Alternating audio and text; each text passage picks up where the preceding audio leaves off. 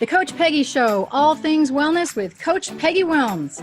How many people in your life have told you you're half of this or half of that? Have you settled for less than being all? Well, no more. Welcome to the Coach Peggy Show.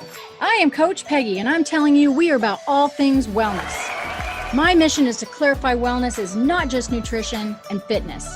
This show is about all things wellness, and you deserve it. It's about your money, about your lifestyle, your beliefs, and even romance. We bust through your comfort zone and we're going to redefine your boundaries. We're going to extinguish your excuses and raise the bar to all things possible. It is time to use your ATM. You know, all things mindset. We're going to be bold and we're going to be badass. We're never going to be half in. So welcome to All Things Wellness.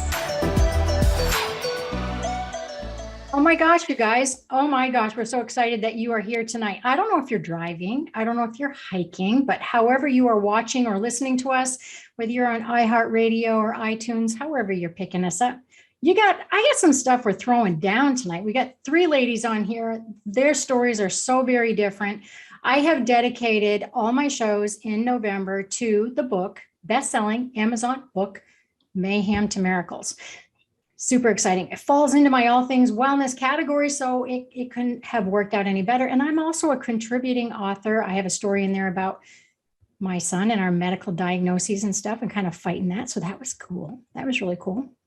All right. I want to give a special shout out to Ariel, Patricia, and Kat O'Keefe Cannabis, who actually were the co-authors of the book. You guys want to talk about a little bit of bullying tonight. We're going to talk about life through the eyes of a German Shepherd. Super cool. And then we're also going to talk about some broken relationships. And ladies, a Jill and a Judy. My J's to the third power. How are you guys? How are you ladies doing? Judy, how are you doing? I'm doing absolutely fabulous. Wonderful.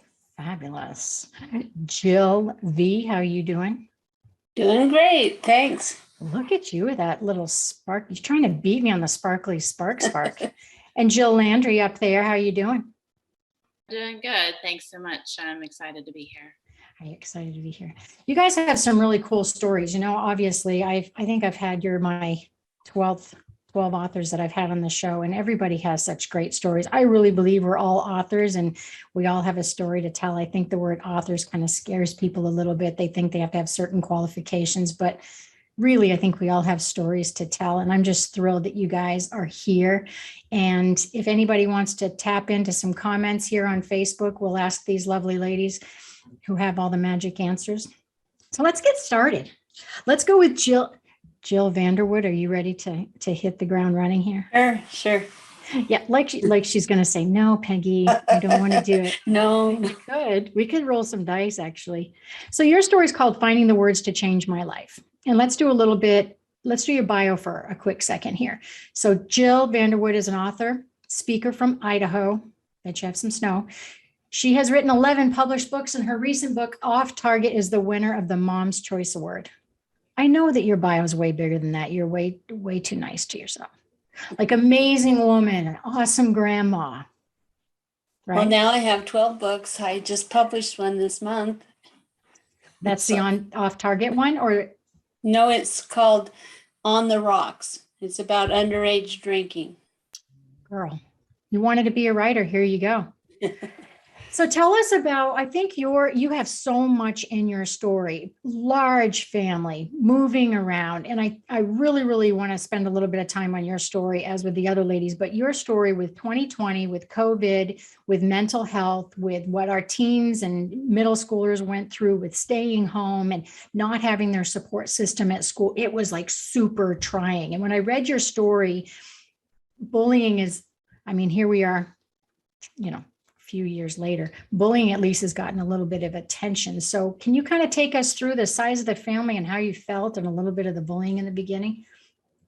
Okay, we moved from the country to the city. We moved to Portland, Oregon, and my brother was about to be born in September, and he would have been the 11th child, the 10th out of 11. So my parents had their things in storage for so long that we couldn't afford to get them out. So when we moved into the house, it was empty. and people in the neighborhood started bringing beds and things over for us. And we didn't even have school clothes, and people were giving us clothes. And so we went to school really soon after moving into this house. And I realized that I was kind of an outcast because everybody knew each other. They had been in the same school since kindergarten. And here I was in the 5th grade and just kind of lost. They were playing different games at recess and in PE than we did. And they were on a different level and their reading and everything was off. So somebody that was in the class noticed me, one of the boys, and apparently he'd been a bullied a lot of the other boys. So they all followed him, did whatever he told them to do. And they started bullying me every day, all day, tripping me, spitting on me, throwing things on my desk. And the teacher was on leave for maternity. So the teacher that was there most of the time was a substitute, one substitute after another, and they didn't know what was going on in the classroom. So there I was. When I was thinking about the bullying thing, I had actually made a mental note. You had said something that made me all of a sudden, it just stood off the page. A lot of people who are bullied tend to follow the bullier once they stop bullying them because they don't want, and that's one thing that you had noted in the book, that all of a sudden Jill's being bullied. And so some of the boys kind of followed suit because I'd never thought of it that way. And I didn't either until I talked to some of the boys that bullied me later on, like only a few years ago. And that's many, many years since that happened. Right. And they said that they did it because they didn't want to be the target anymore. Yeah, I never ever thought of that. And then the girls kind of backed you up because you actually, what was it, president or vice president? You got selected. Class president. Yeah, you got, and then all of a sudden the boys didn't even like that. And that's just. No, because they had somebody they wanted. The girls had me nominated because they wanted to get back at the boys for doing that to me.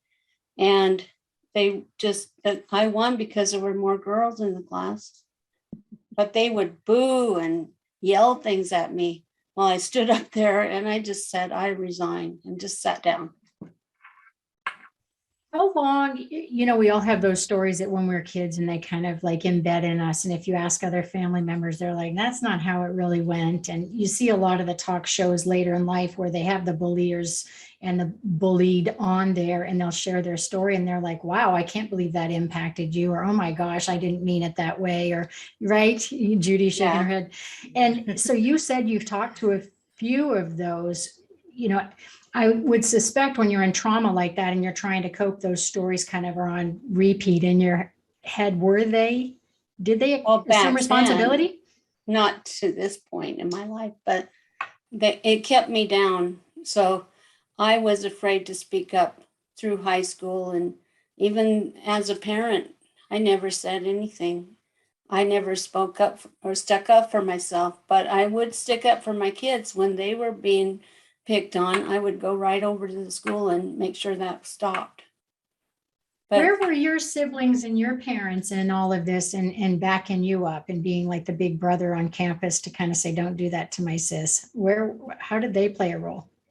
I had 2 older siblings and then a whole bunch younger. By the time I was 6, there were 6 younger than me. That's how many. So, we brought it up at the dinner table because my sister had some of the siblings of these boys were in her class and they started in on her. And we talked to our parents at the dinner table and they just said, you just need to be nice to them. They'll leave you alone. And we realized that they weren't going to do anything. So.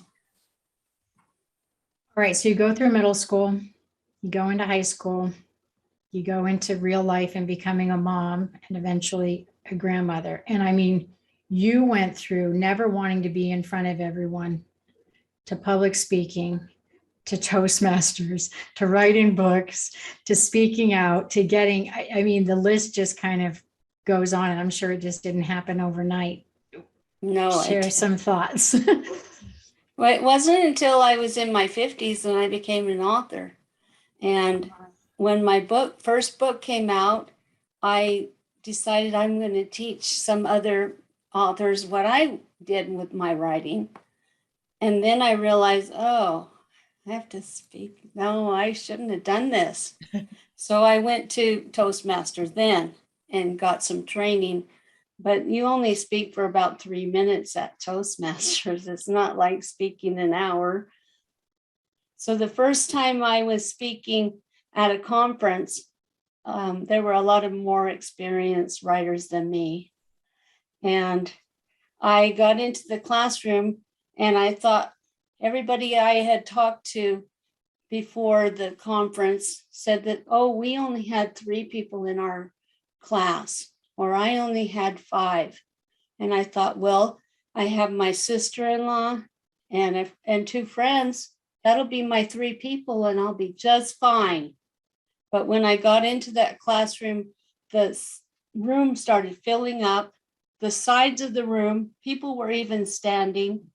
And I said, oh no, what am I going to do? And I had this stack of notes and I was reading okay, this is what I want to say. And then the notes just went all over the floor. And then I thought, what am I going to do? But I just kept going and kept going. And afterwards, one of the really established authors came up to me and he said, you seemed a little nervous at first, but after a while, you just did fine. And I was so relieved that I thought, I did it. I can do anything now. I did that in front of all those people for over an hour.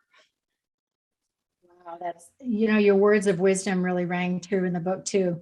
Here they are. She said in the Mayhem to Miracles book, if I had known then what I know now, I would not let fear overcome me and hold me back in life. I never knew that I had a voice and that others could benefit from my storytelling abilities. However, one can find their path or their life's calling at any age. It's never too late with God's help. I have a paved pathway into a bright future ahead, and with every step comes another chance to change direction. Very good. Jill, what are your thoughts on how she conquered this bullying thing? Do you have any experience with that? My other Jill, my Jill Landry. I actually don't. I don't have that experience in that way. I think for me personally, it's been more of me bullying myself. And what I mean by that is more of like a self-criticism or holding myself back. And, it's interesting to just think about that and how bullying kind of can come in different forms, and it can come even from ourselves. So it's definitely, I would say I resonate a little bit more with that than anything else. I really like that. We bully ourselves all the time with that internal talk. I really like that. I'm gonna have to steal that. That's good. Judy, what are your thoughts with the bullying subject here? Well, as you might imagine, someone with the last name of Lemon got bullied quite a lot when she was younger. So, the little kids, lemon lips, Judy sour lemon, kiss my lemons, nothing original. But I remember in 9th grade, I had come from a Catholic school. So, I jumped into a public school, which then it was junior high. Now they call it middle school. And in the homeroom, I said, I want to sit in this center seat in the back, not knowing that it was one of the mean girls' seats. It was her seat. From my one act of sitting in her seat, for the rest of the year, the girl and her friends followed me around threatening to kick my there's always somebody around the corner. But I don't know what it was that I had in me. I would just stand, and we're talking like I'm 14 years old here, so I'm still like a kid. And I would just look at him and go, come on. Like I wasn't going to fight. I'm not trained in that. But there was just something in me that just said, I'm tired of listening to this. If you're going to do something, do it. And they never, ever did anything. And by the end of the semester, we became friends. But, bullying is so pervasive now. I'm a trauma therapist, and to listen to what some of my clients have gone through, and also now we had the advantage of not having all of this online social media stuff that the kids have to do now. It's awful. Oh, yeah, that's exactly right. Our Jill Vanderwood, our Jill V here is going, man, can you imagine? I mean, imagine social media back. It's just, no. it's just so bad today anyways. I mean, it's Yeah. just terrible. Yeah. So what would you do, Jill, when you look back at your middle school self, or is there any, I know a lot of people, I always ask, if I gave you a magic wand, what would you change? And every single person says, I would change nothing, or I wouldn't be where I am today. But is there some sort of red flag or something, if you went back, that you might curb a behavior quicker or institute quicker if I gave you a wand to go back? I don't know. I don't know if I would have known what to do. I still, thinking back, I don't know if I could have done anything. I think we're so raw and vulnerable at that age. I mean, our hormones are all over the place. We don't have the confidence. And I'm sure, and I guess I'm not sure, but I'm curious, you go home with all those other siblings and you're on the older spectrum of it. And it's like, well, I don't want to burden my parents with all this stuff going on. They've got enough on their plate. So that is a lot to try to balance, especially at that age. When we're older, it turns into road rage. We get older. Oh dear. We've got a comment coming on Facebook here from Faith saying it's so true, Jill. We can be our own worst enemy. And I think that's coming up to Jill Landry there, where we were talking about kind of bullying ourselves. I think that's a really good, that internal talk where I always call it devil angel, where the devil is just saying, you can't do anything. Why are you doing that again? And the angel's just trying to battle up and go, but I'm confident, I'm beautiful, I can do that. All right, you guys, I'm very anxious to get on to our German Shepherd story. Jill, I'll tell you what made you think to write through it's not a third person, but the eyes of a furry friend? Let's give our bio first. Let's give our bio. Jill Landry loves both science and creative pursuits. Jill has studied holistic health modalities, culinary arts, I'm telling you this girl, aerial arts, and movement sciences. She enjoys sharing with others through teaching and writing, and has always felt a special connection with animals and nature. Now listen to this, you guys. She's a licensed physical therapist, a certified holistic chef, a Reiki level 2 and Reiki level 2 certified. She's also a certified yoga instructor, has developed and taught anatomy classes and yoga teacher training programs. Girl, like you should be 90 years old with a bio like that. Betty White's turning 100 on January 17th. So you should be like, I love to learn. There's just so many other things I want to still do. So, and just, it's quite, someday I'll figure out a way to combine all of those things and do something that combines all of them. And that's my hope eventually. Lots to write about. This particular book, Mayhem to Miracles, you chose to come through the eyes of a 12-year-old German Shepherd. So take us on this journey a little bit and talk to us about her story and her little friend, Summer. Sure. Well, you had asked before, like how I thought to write it. And I actually started writing this story in 2019 when the first book in this series, Chaos to Clarity, was being advertised and they were looking for writers. And I had always kind of loved writing, but just kind of did it for myself. And I thought, wow, it'd be really cool to submit a story. What would I write about? And just a couple weeks prior to that, well, I'll back up for just a minute just to give a little bit of background. So I had adopted Faith, a German Shepherd, at 10 years old in 2017. And she had gone through the process of losing her primary caregiver who had passed away. And there was another dog in her household at that time, and her name was Summer.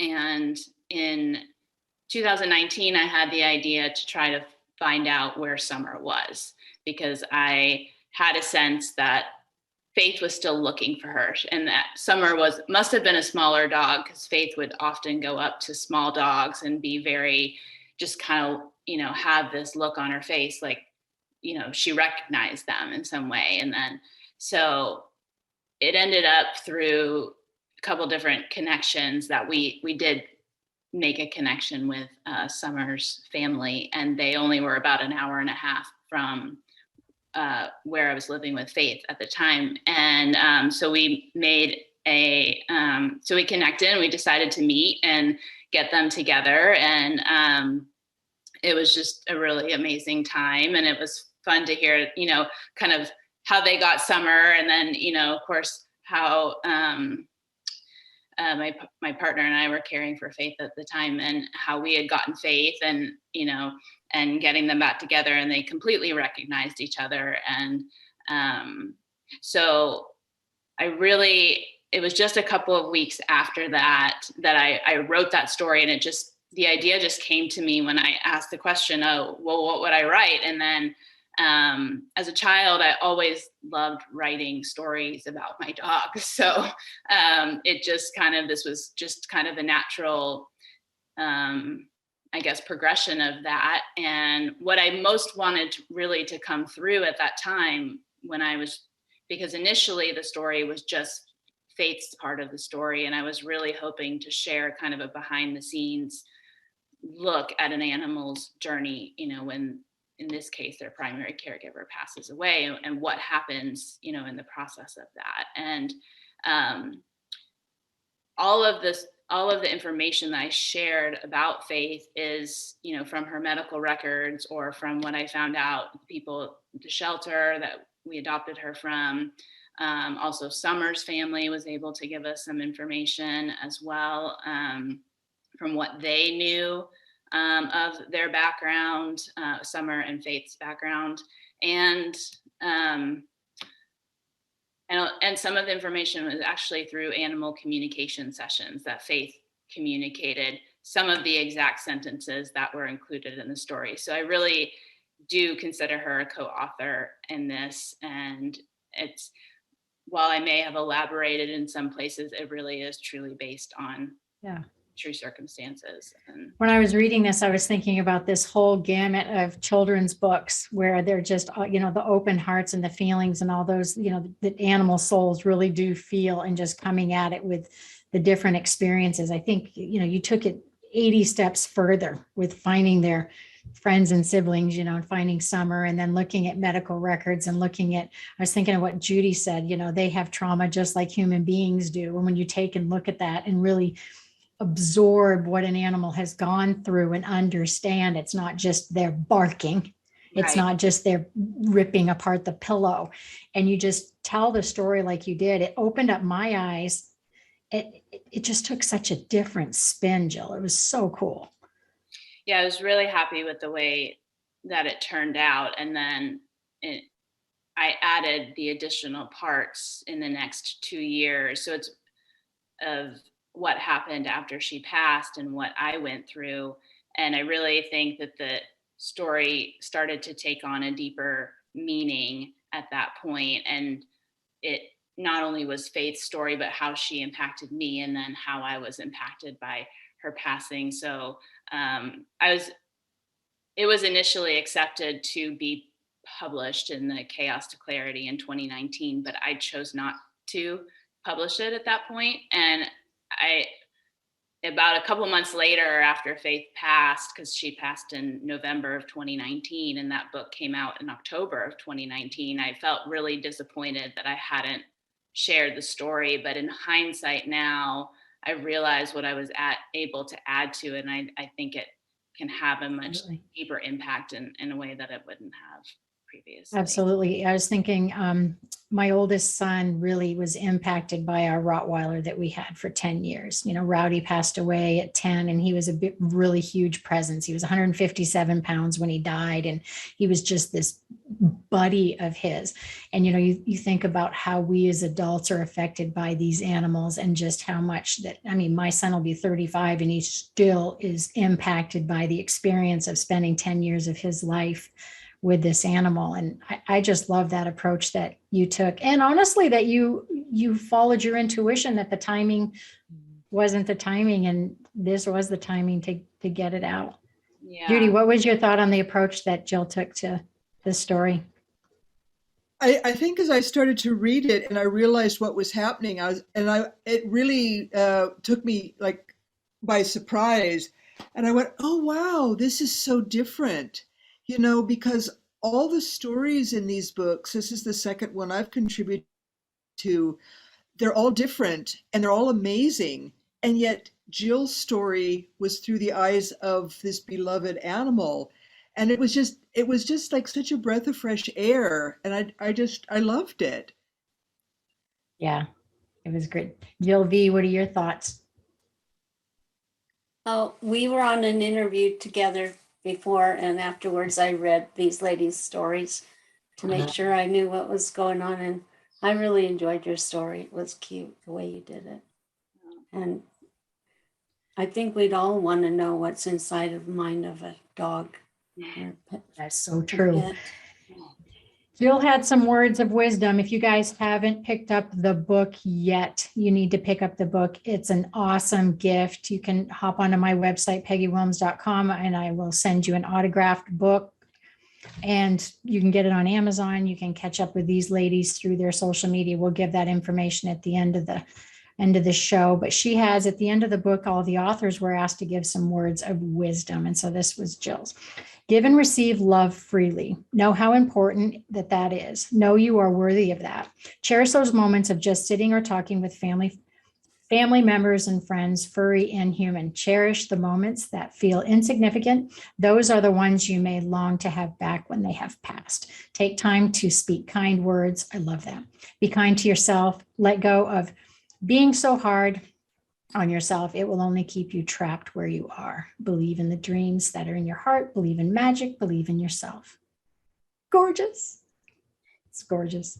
You guys, we're going to head off to break, and we are going to come back and keep talking with these beautiful ladies. You guys stay right where you are. You're listening to the Coach Peggy Show. Take us away, Jacob.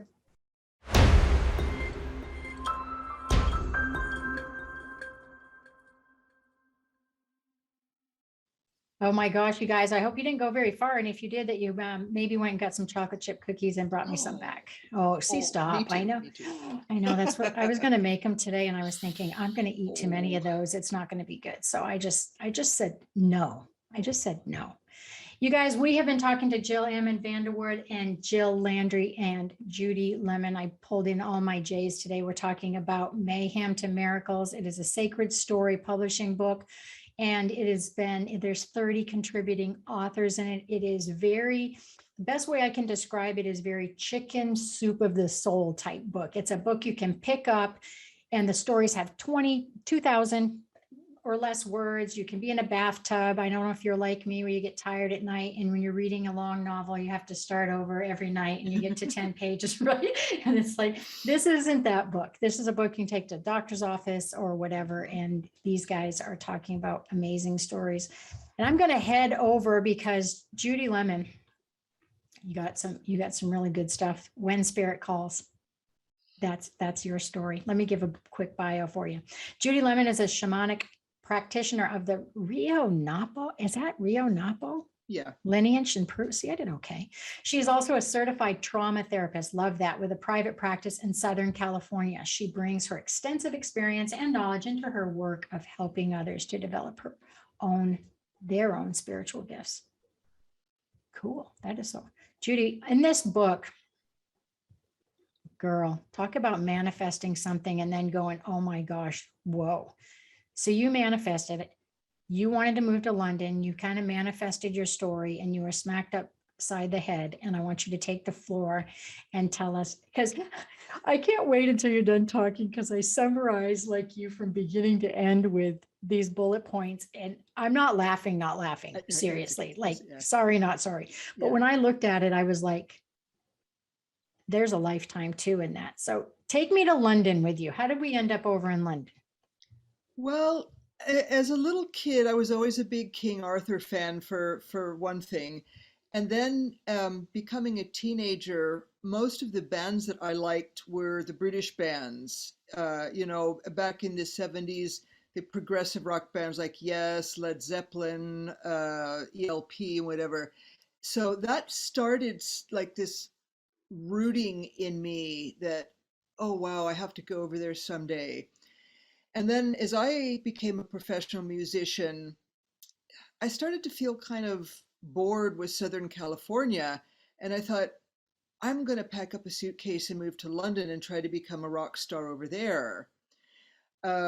So I do stuff like that. I take a while to think about it and plan and whatever. But I went over there a couple of times first to check it out. Back in those days, I had pen pals. Again, this was the day before the internet. So I felt like, could I live here? We speak the same language. Okay, I could do that. So the third time I came over with a suitcase on a one-way ticket and managed to get myself through immigration with some challenges. And then I ended up getting married, and it was a real marriage. We had a very wealthy lifestyle living in the West End, the champagne and caviar. It kind of suited a wannabe rock star. But, it wasn't really, I didn't have the kind of success that I was seeking. The London music scene was very different from Southern California in that a lot of it was about the look and the flavor of the moment. And about that time of this, I think the Spice Girls were big, and I was more of a like Tina or Robert Plant, great voice, but like, oh, you don't look like Sporty Spice, or that kind of thing. So then I thought, well, I'll do it myself. So I got a recording studio, learned how to do all the equipment, and wrote all the songs, did all the production and stuff.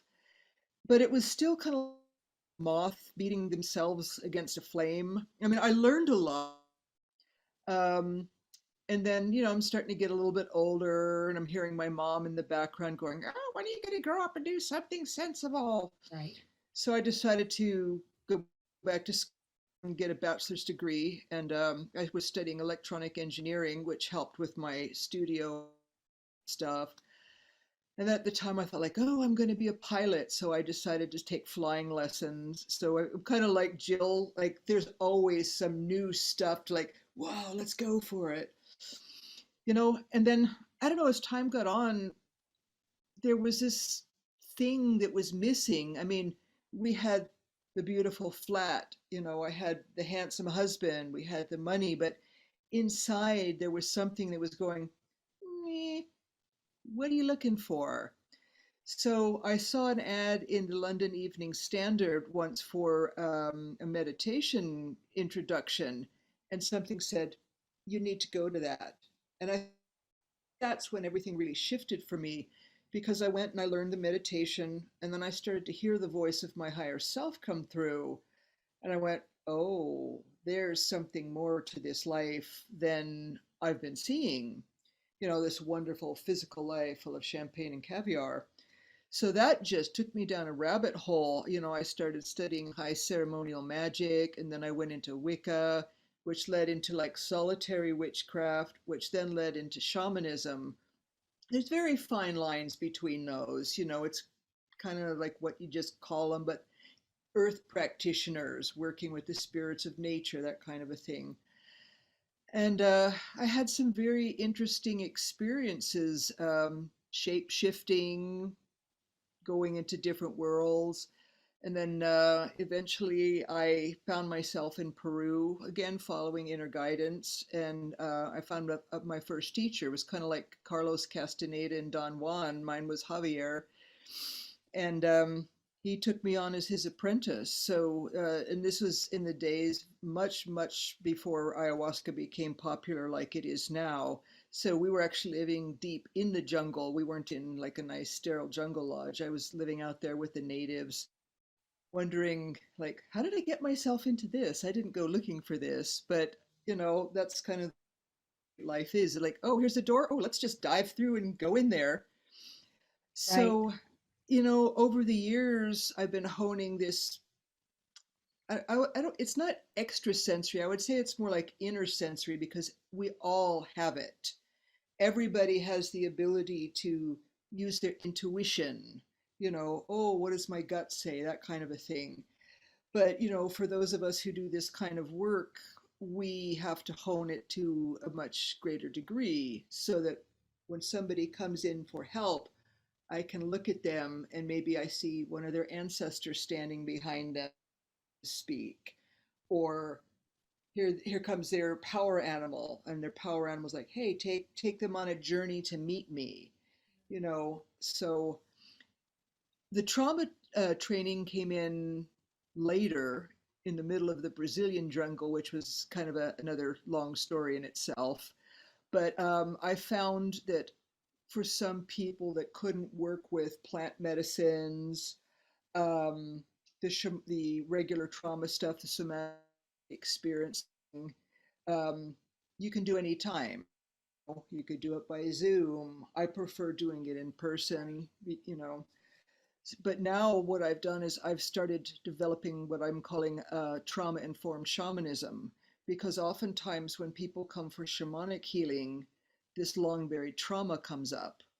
And if you don't know how to deal with that, you end up with somebody who's even more traumatized, and you can't just wave a sage wand around and go, oh, look, the Right. angels. It's like you got to get the big guns out and like, okay, we need to get them out of their trauma vortex and back into their resources. When you go back to I don't want to bring you back, but if you go back and all these abilities that you have right now that you've enhanced, and you go back to the relationship that you had with your spouse, and that, because I wanted to bring up the intuition that you had, because you really did have a gut that something was like, hey, a little bit off. And now, of course, probably when you look back, there are a lot of red flags, but did it take you a while to really listen to your gut and become the investigator that you did to see what was up? I think the biggest block was that he and I used to drink a lot. That was a big problem. I think like um, you see it a lot in Great Britain, like with the pub scene, but we could never go out and just have one. It would always have to be two or three or whatever. So, at times I would try to match him, or then I tried to go teetotal. So I would say it, and it definitely blocks the physical and the other senses. So for a while, I don't think I was as sharp as I am now, but it's I've always had this kind of Sherlock Holmes sense. This is another one of my degrees is in crime scenes and forensics, just because that interests me. Like the minds of these, like how do they think of these things? Um, so I started realizing that his energy just wasn't quite the same. We had gone to I want to keep him private. I doubt there's any chance Absolutely. I just was he'll more ever going on see the any of this. intuition. Yeah, so I was thinking like we went to another country to see there was a rock star that I really loved, Ronnie James Dio, and Ronnie had promised me backstage passes. So we went up to this country to hang out with Dio, and unbeknownst at that time, he went down to the bar and he picked up on this girl. And so he was carrying on with her. And then what he would do is he would go in our back room and he'd close the door. And, he worked in computing. And normally, up until that point, he wanted nothing to do with computers at night. He would come home, oh, let's have a beer or let's have a glass of wine or something. I am not going on the computer. So to all of a sudden, like go in the back room and close the door, and of course I would occasionally pop in and like, oh, so what are you doing back here? And he'd be like, oh, I'm doing some work or whatever. But Right. then I think like in the book, the story, there was the box in the wardrobe. You Mhm. know, you know, Yeah. what fool who is having an affair with somebody keeps physical evidence in his house, pictures of them in the hotels, poetry that they wrote to each other, like all of this kind of stuff. And he was stupid enough like to keep it in his wardrobe. So I would pretend to be asleep, and he would sneak in, and I would see him grab this box down from the top of the wardrobe. Yeah. So, I think in the book I mentioned how I kind of tricked him so that it's probably not very nice, but I thought he would take the box to work with him, and I needed to get into that box to see what he was doing. So I said, I'm going to have to knock him out. So, I don't remember reading that. yeah. That might be in the next book, but hey, no. Yeah. Go ahead. Well, no, I can hear a lot of women go like, let's hear. But no, because he used to drink so much. So he came home and I said, it sounds really good. How about we get into some vodka tonight? And he's like, oh, yeah. Hysterical. So I said, go down to the off license and get a bottle of vodka. Oh, my face So hurts from laughing. So, yeah, I mean, you can't make this stuff You up. can't. I live this, so I'm here, have another one. Like, oh, look, your glass. And before long, he's nodding off and just kind of passed out. And I went, right, sucker, I got you now. So I got into the wardrobe. There's the box. I'm looking at all this going, I mean, it was like a cannon hit me because this man was the only one I had ever trusted. Like I'd been being a musician, I'd been with a lot of rats. This guy was like the salt of the earth. He never looked over my shoulder at somebody else. I trusted him. And all of a sudden he was like everybody else, so. And look at how much you grew in the different avenues you took after that. Like you welcomed change. You have your words of wisdom, follow your heart or your gut. Totally love that. The indigenous teachers I've worked with believe that we have 3 brains. There is one in our heads, which they often refer to with uncomplimentary names, but we also have 2 others in our heart and in our abdominal area. While we obviously need our head, brain, our ego, logic, and doubt can often throw large rocks in our path when important decisions have to be made. Much has been said about listening to your gut or following your heart, and there's a good reason for this.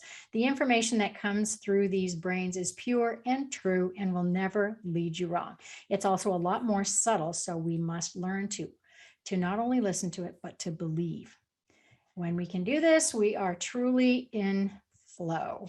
Jill, what are your thoughts about Judy's story? Which Jill? Jill V. Let's go with you, Jill V. Okay. Sorry. Well, I almost lived a similar story, except for there was abuse involved, but that was my first husband.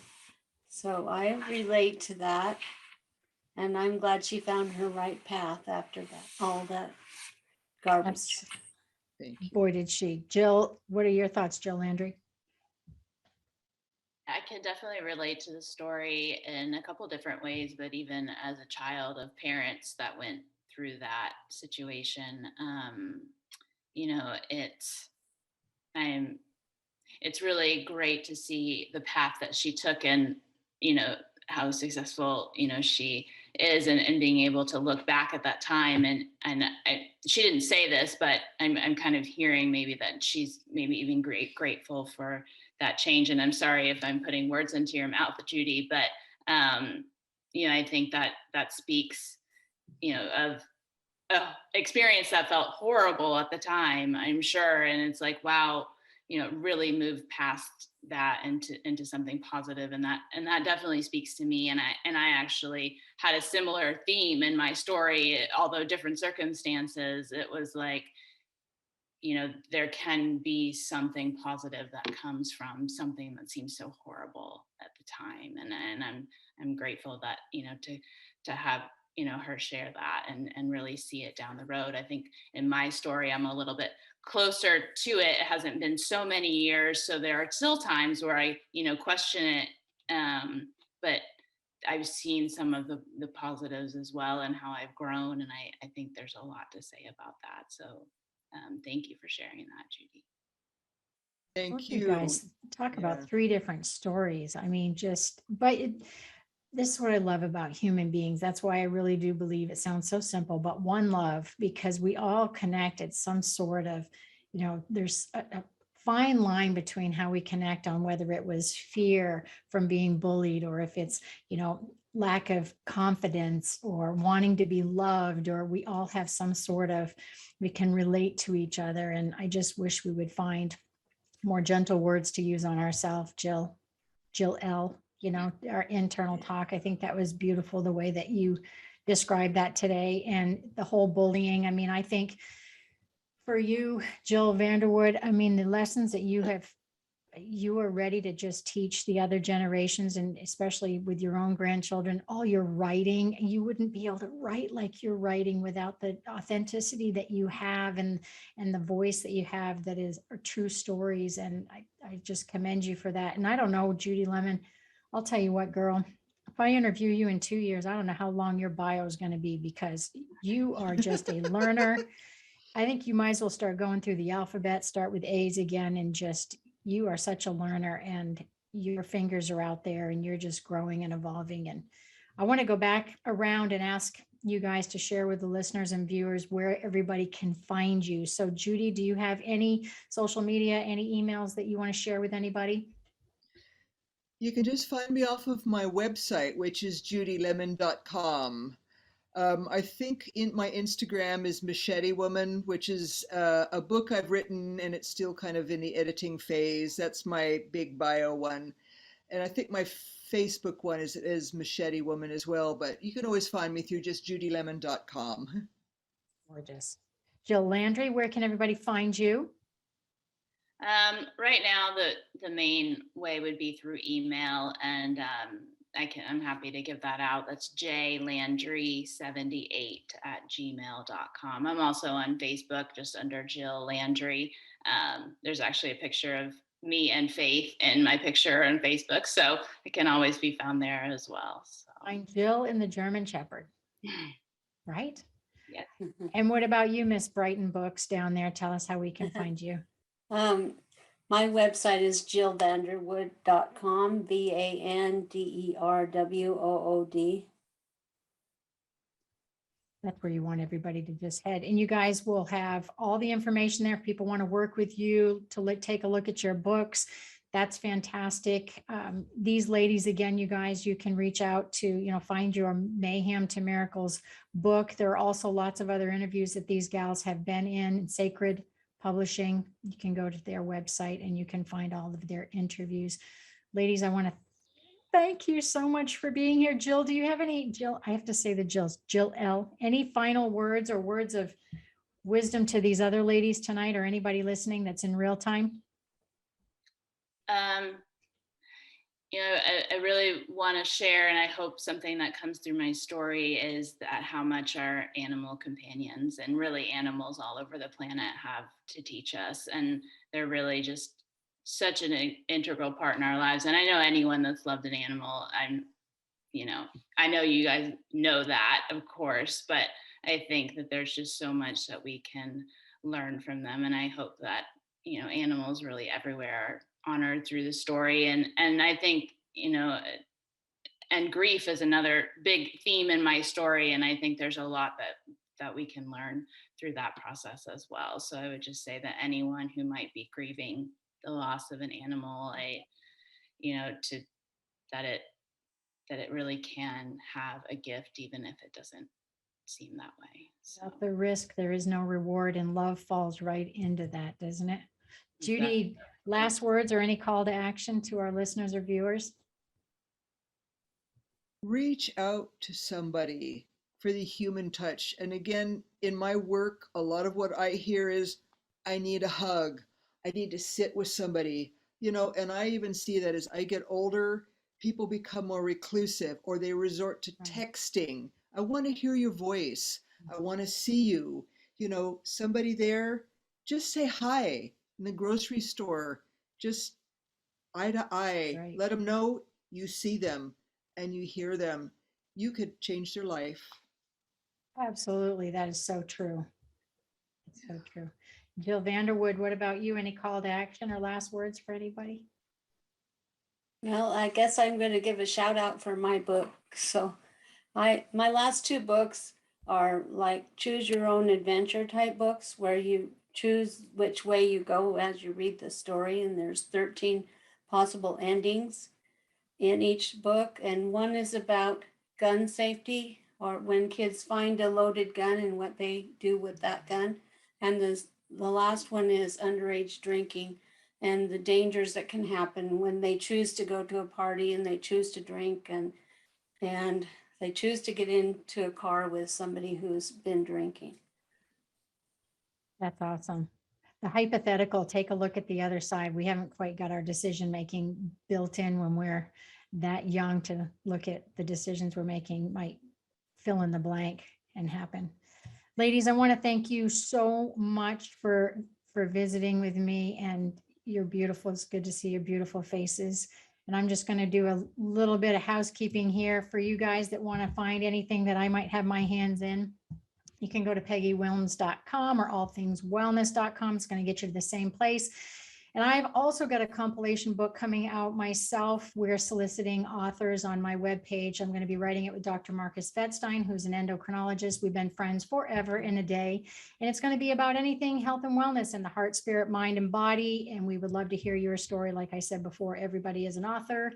And I got a children's book series, my first children's book coming out just before Christmas. And I'm really excited for next Tuesday. You guys know this guy, James Redfield. Like a whole hour dedicated to Mr. Celestine Prophecy, who has also written several stories with the Sacred Publishing, the Sacred Heart Stories. And his New York bestseller, it's been out on the market for several decades, but it sold over 23 million copies. And he's going to be here with me. And I am beyond excited for him to share. You guys are going to have to share his wisdom with us. And he's the movie. Celestine Prophecy was made into a movie, and it was just amazing. So we're going to go ahead and let you guys go. Don't forget that the holidays are coming up and you don't have to put anything off until New Year's, because what if you don't have even tomorrow? So make yourself healthy, wealthy, and wise. Go out and hug somebody. Tell them you love them. You could steer somebody away from suicide. You could steer them away from being angry while they're driving. And I certainly love all you guys. So I will talk to you soon. Jacob, I'll talk to you later. You've been listening to the Coach Peggy Show, All Things Wellness, with me, Coach Peggy Wilms. Tune in every Tuesday, 6 p.m. Eastern on TransformationTalkRadio.com, where I talk all things wellness, not just about your nutrition and your fitness, but about all things, about your money, your lifestyle, your beliefs, and even romance. We help you truly understand all things wellness, and it's not just a diet. The Coach Peggy Show, we get bold, we get badass, and we never go half in. For more information or to connect with me, go visit allthingswellness.com.